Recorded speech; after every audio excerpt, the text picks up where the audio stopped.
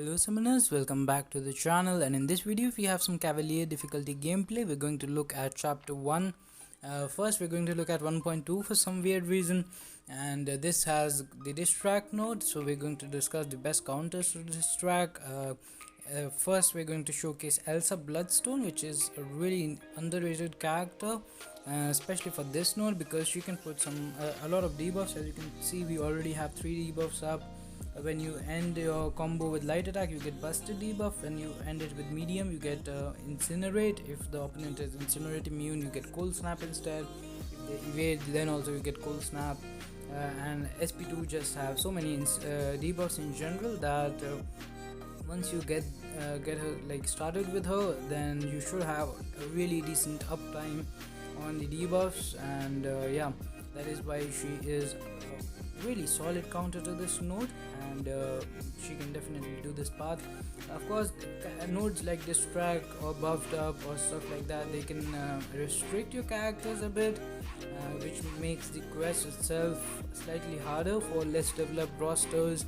But if you are Cavalier, I hope that you have at least one decent distract option, and then you should be fine in this quest. The boss is a Medusa, which I am going to use Symbiote Supreme for that. Of course, Symbiote Supreme does not have that many debuffs, like the stagger is passive, so that doesn't count. But in his bleed phase, he has like insane bleeds, and you can easily get more than 3 and do some massive damage after your SP3 and stuff.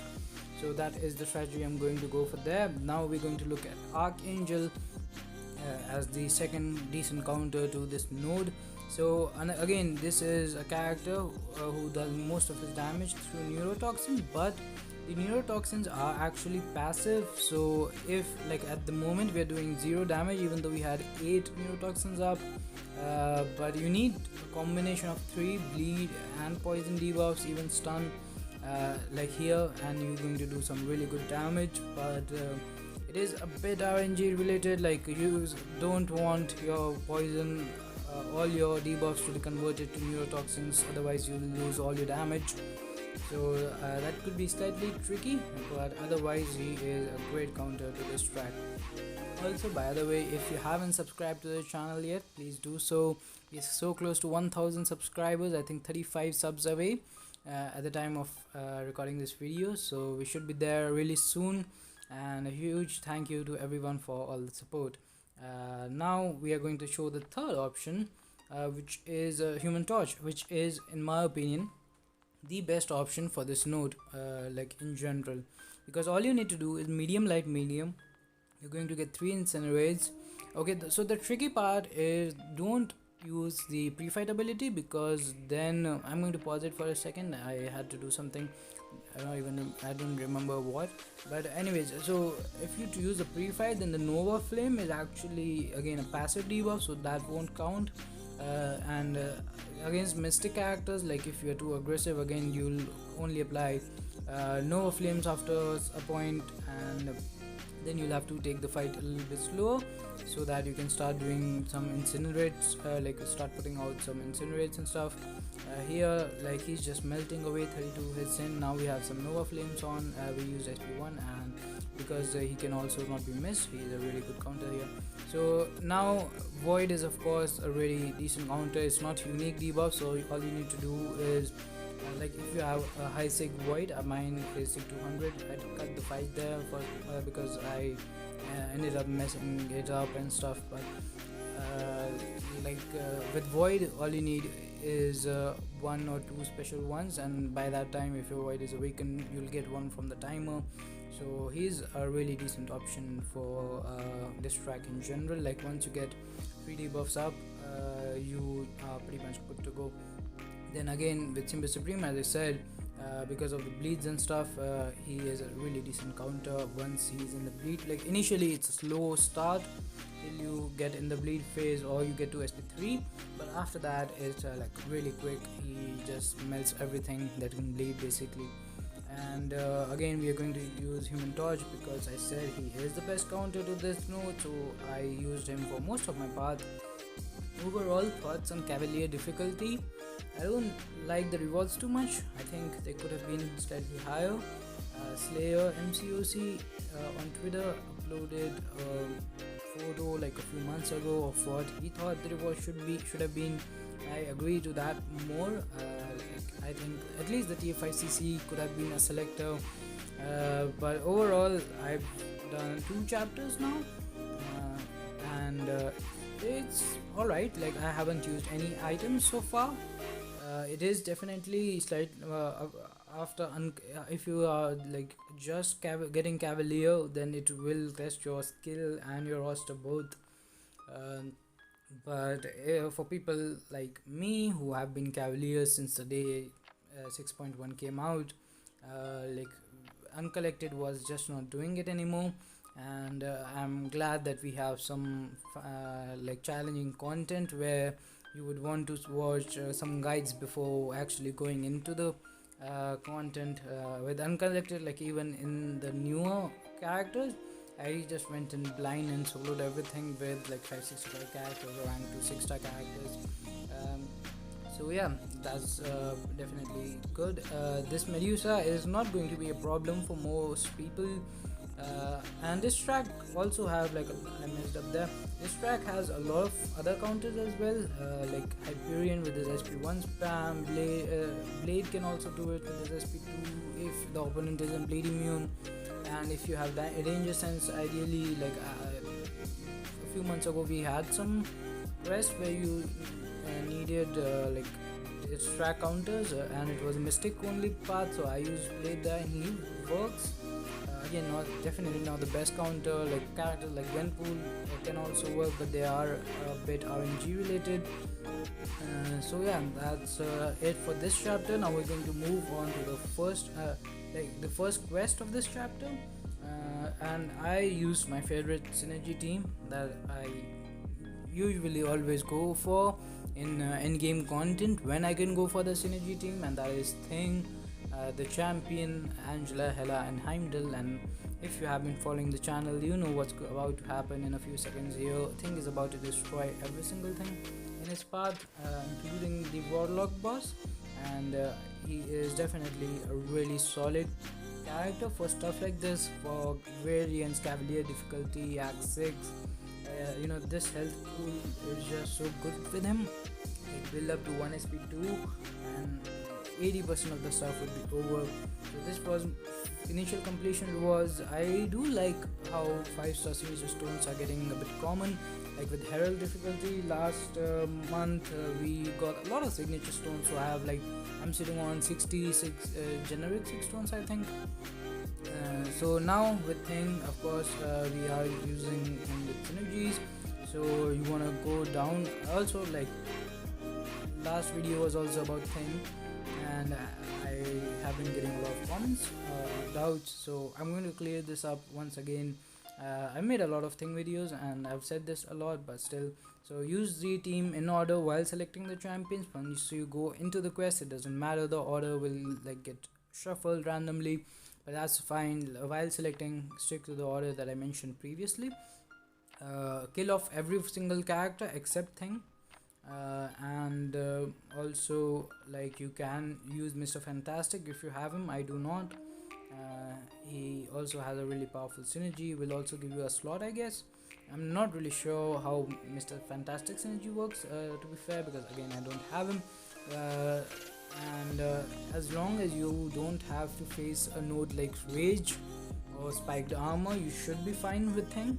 Like, there's nothing that he can't really do. Even I've taken variant to poison nodes with Thing, like, without dying.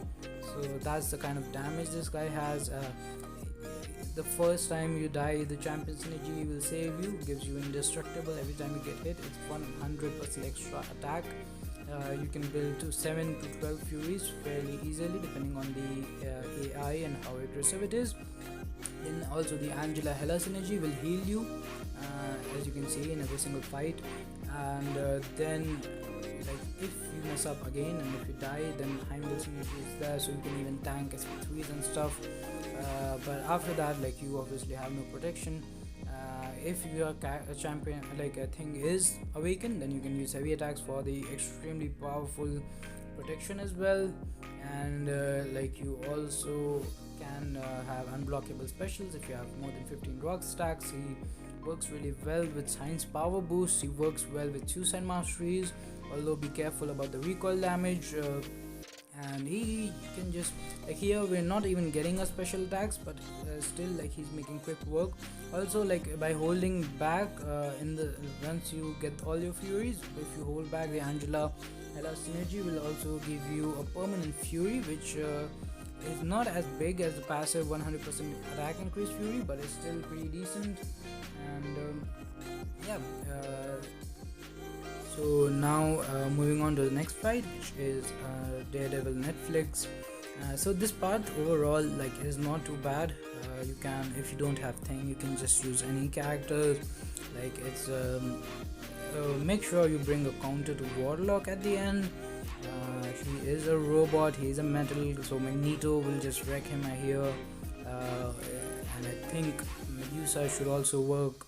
And if you know some really good counters to this these parts or these bosses, then do leave them out in the comment section so we can all benefit from that. I still haven't explored it, so I can like try out some different things. Yeah, this void could be slightly tricky because you have the debuffs on you and you're just going to take his in the starting.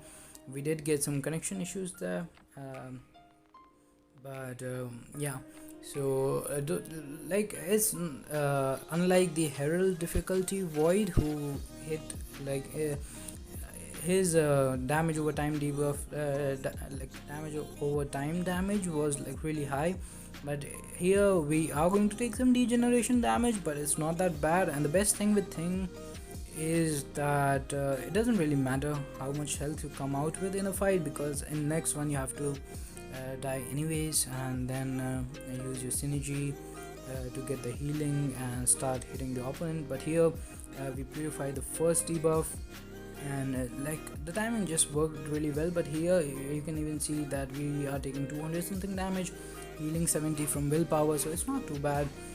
If you are running suicide masteries, then definitely take some other path, because void will just wreck you.